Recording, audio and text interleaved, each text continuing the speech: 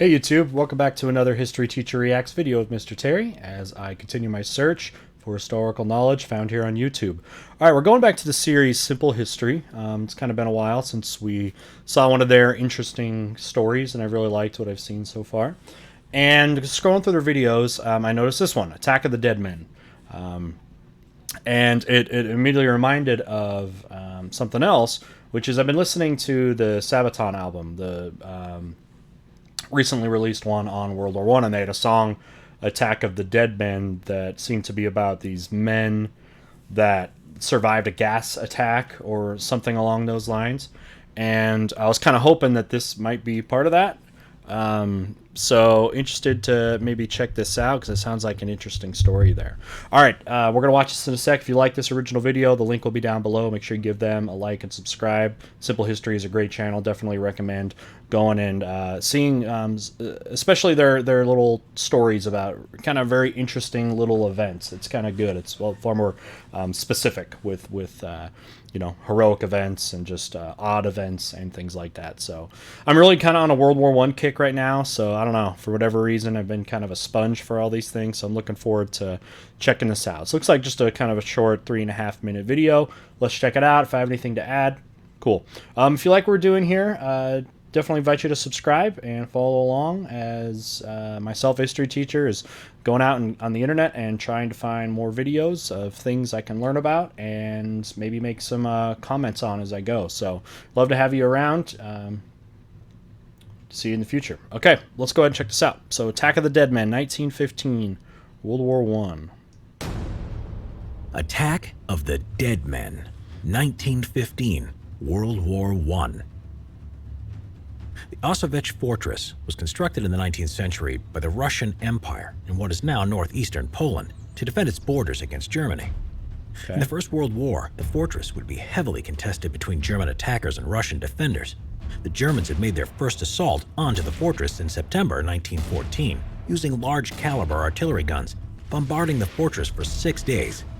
After intense shelling, the Germans confidently launched an attack on the fortress. However, Russian artillery and infantry counterattacks forced them back with a swift withdrawal.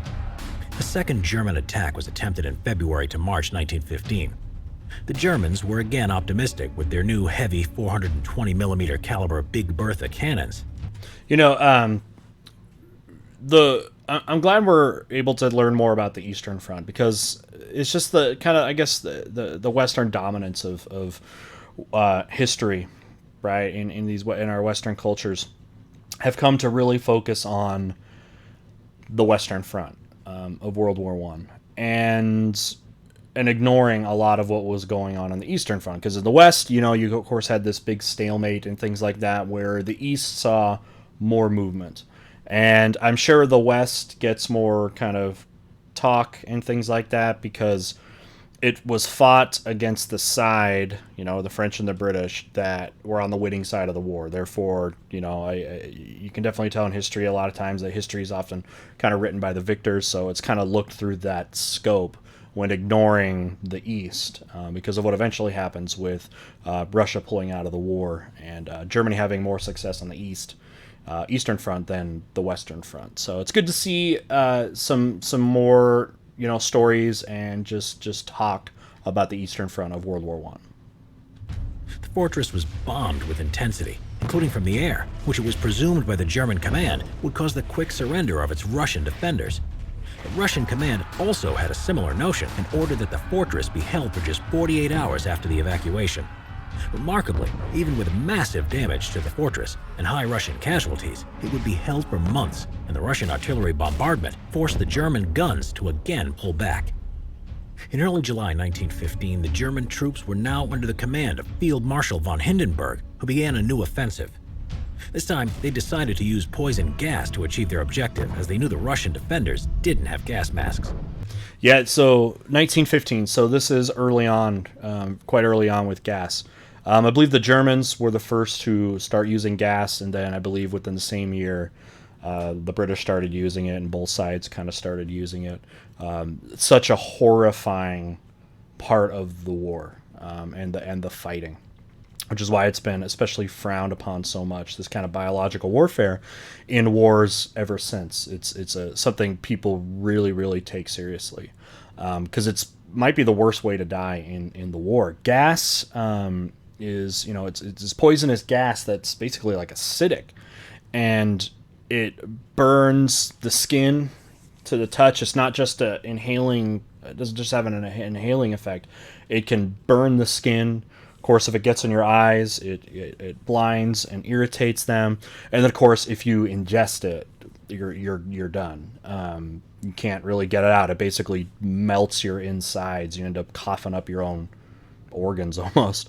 And it's a slow, painful death. That's why there's those stories of, of if a soldier ingests it and starts the choking, the humane thing to do was, if he was, in your troop or whatever, was to basically put a bullet in his head and to end their misery, because they were going to die in a much slower, painful way. So this was one of the most horrifying things. And they're saying at this time, with the Germans having an early advantage, using this before the Russians were able to develop gas masks. It's a pretty horrifying thing for the Russians, I guess, to have to do with. So let's see what happens with this attack. 30 heavy artillery guns and 30 gas batteries were brought in range, and with the wind in their favor, the gas was launched at the fortress on August 6th.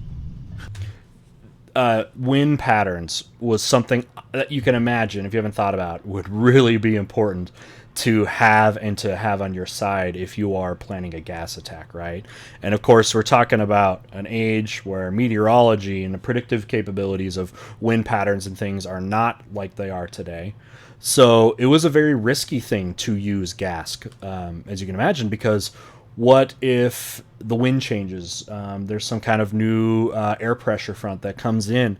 You could end up, launching a gas attack and ended up basically being caught in your own gas attack. It was a risky thing for those that even used it as well because of those wind attacks. And it looks like they figured out in this one that they have it on their back, right? So it's going to go onto the Russian side. But even with that, it was still a very risky proposition. Along with the artillery bombardment, a dark green smog of chlorine and bromine moved towards the Russian positions. Ugh. The grass turned black, and the tree leaves turned yellow. The Russian guns and shells made from copper were caked in a layer of green chlorine oxide. The Russian 9th, 10th, 11th, and 12th companies were all but annihilated in the gas coverage. Once the gas had cleared, 14 German battalions numbering around 7,000 Landwehr troops moved in to capture the burnt trenches. Gas got worse too over the years when it starts developing to the other, like the mustard gas and some of the ones. It developed and became more deadly throughout the war, where it became far more effective than just inhaling, but on your skin, like I was saying earlier, depending on the type of gas used at the time, just became more and more deadly. So it's hard to imagine what it would really be like to be gassed. I think we can think about it. We think of must be like when a smoky room and you just have a hard time breathing. No, it's not like that. Battalions numbering around 7,000 Landwehr troops moved in to capture the burnt trenches.